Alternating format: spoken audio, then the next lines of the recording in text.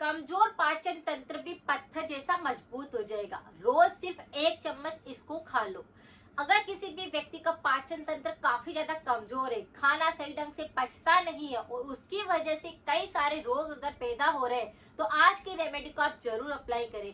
ये बिल्कुल 100% आपके पाचन शक्ति को मजबूत करेगी।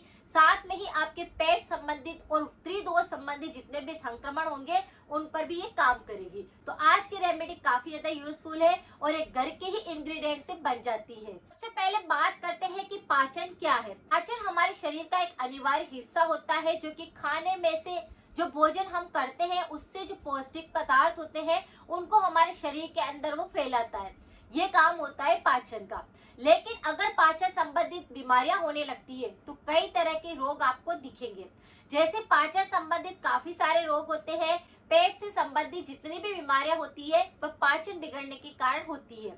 जैसे अगर किसी व्यक्ति को कब्ज रहती है, किसी व्यक्ति को एसिडिटी बहुत ज्यादा होती है, किसी को पित्त बढ़ने लगता है, किसी के अम्लता का खून के अंदर दिक्कत होने लगती है, किसी को गैस बहुत ज्यादा पास होती है, किसी को अगर बवासीर की दिक्कत हो गई है, किसी का आम वात बढ़ रहा है, पेट फूल रहा है, अपच की शिकायत है, अजीर्ण है, ये सारी की सारी बीमारियां पाचन के अंदर आती है। इसी के साथ में बहुत सारे व्यक्तियों को गले संबंधित रोग होने लगते हैं, जिसके अंदर कफ दोष भी बढ़ जाएगा, क्योंकि पाचन अगर सही ढंग से काम नहीं करेगा तो कफ भी बढ़ेगा। कफ बढ़ने के कारण बार बार खांसी के साथ कफ बलगम गिरने लग जाएगा, या फिर गले के अंदर थूक बहुत ज्यादा आने लग जाएगा, चिपचिपापन रहेगा, निगलने में दिक्कत होने लग जाएगी, गले में बार बार खराश आएगी। यानी ऐसे व्यक्ति बार बार इस तरह के संक्रमण करते रहेंगे, तो ये संक्रमण उनके अंदर देखने को मिलेगा। ऐसे व्यक्तियों को कई बार अचानक से पेट के अंदर दर्द महसूस होता है और ऐसा लगता है कि जकड़न भी हो रही है। तो इस तरह से पाचन संबंधित कई सारे रोग होते हैं। जैसे कि मैं बहुत सारे वीडियो के अंदर बताती हूँ कि अगर किसी व्यक्ति का पाचन सही ढंग से काम नहीं करता है तो सबसे पहले कई सारी बीमारियां आने लगती है और साथ में ही आपका त्रिदोष पैदा हो जाता है। यानी तीनों दोष बिगड़ने लगते हैं, असंतुलित होने लगते हैं और फिर आपके शरीर के अंदर जितने भी एलिमेंट्स होते हैं वह भी बिगड़ने लगते हैं।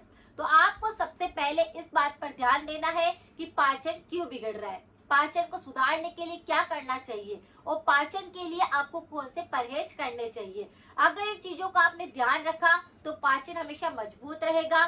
चाहे आप कुछ भी खाएंगे वो पचने लग जाएगा।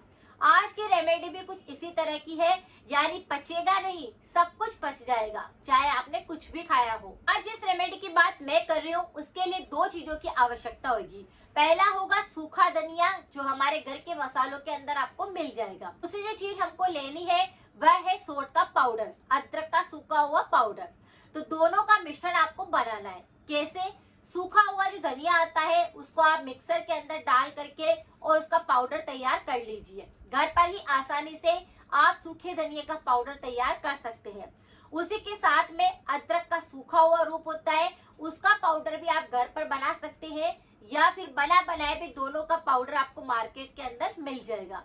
लेकिन ध्यान रखें कि बिल्कुल नेचुरल होना चाहिए, दोनों ही चीजों के अंदर केमिकल नहीं होना चाहिए। इतने सारे औषधीय गुण होते हैं कि आपकी पाचन संबंधी बीमारियों को तो ठीक करेगा, लेकिन शरीर के और भी कई तरह के रोग होते हैं उन पर ये काम करता है। धनिया के अंदर कैल्शियम होता है, आयरन होता है, जिंक होता है, पोटेशियम होता है, मैग्नीशियम होता है, कई तरह के विटामिन होते हैं और प्रोटीन होता है। तो ये हमारे शरीर की काफी सारी बीमारियों को ठीक करता है। जैसे आपने सुना होगा कि सूखा धनिया के बीज को पानी का बना करके रोज पियो तो थायराइड ठीक होता है। सूखा धनिया का गले के संबंधित बीमारियों में ठीक होता है। सूखा धनिया पाचन के लिए अच्छा होता है, यह हमारी रोग प्रतिरोधक क्षमता को अच्छा करता है। शरीर में अगर बहुत ज्यादा कमजोरी आने लगती है या खून की कमी होने लगती है तो उसको बिल्कुल दूर करता है।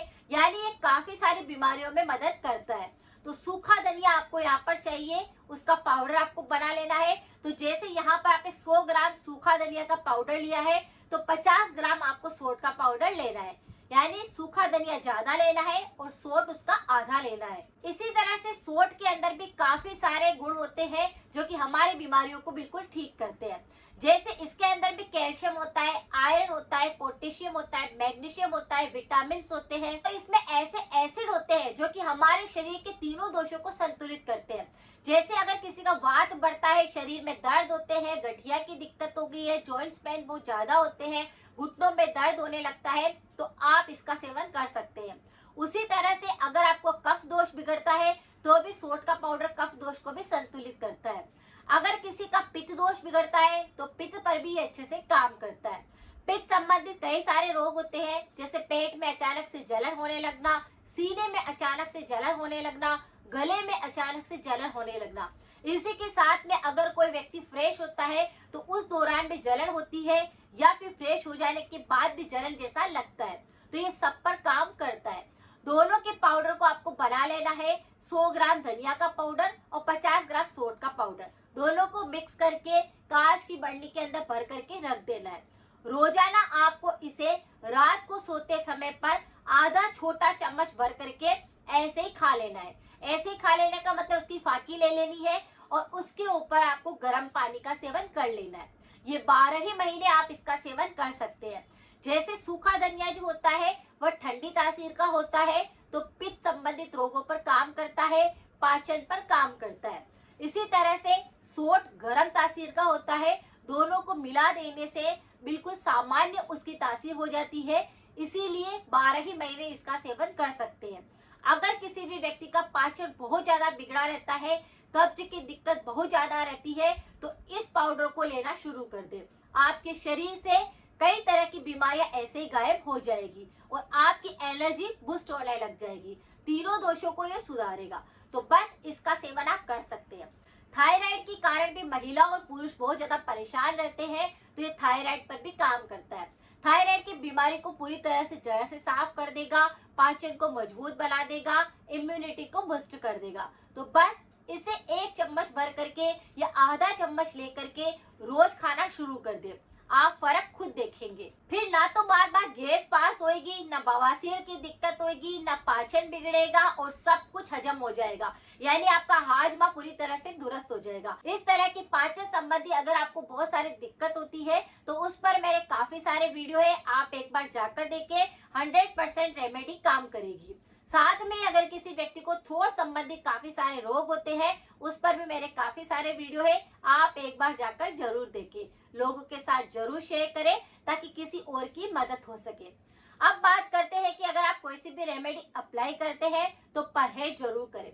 परहेज के तौर पर हमेशा ध्यान रखें, पाचन कब बिगड़ता है? पाचन तब बिगड़ता है जब आप खाने का परहेज नहीं करते, उल्टा फुल्टा कुछ भी खाते हैं, शरीर में पानी की कमी होने लगती है, तो पाचन बिगड़ने लगता है। आपको क्या करना है? अचार का सेवन नहीं करना है, जंक फूड बिल्कुल नहीं खाना है, ऐसी चीजें बिल्कुल नहीं खानी है जिसके अंदर फाइबर नहीं होता है, यानी हाई फाइबर युक्त चीजें आपको खानी चाहिए, जिससे पाचन मजबूत रहता है, पेट पूरी तरह से साफ हो जाता है और फिर कोई सी भी बीमारियां नहीं आती, क्योंकि पाचन सही तो कोई रोग नहीं। इस तरह से आपको ध्यान रखना है, परहेज करना है, पानी की शरीर के अंदर कमी नहीं होने देनी है। अगर जानकारी यूजफुल लगी है तो सभी के साथ शेयर करें, सपोर्ट करें। मिलते हैं फिर नेक्स्ट जानकारी के साथ में। Thank you so much.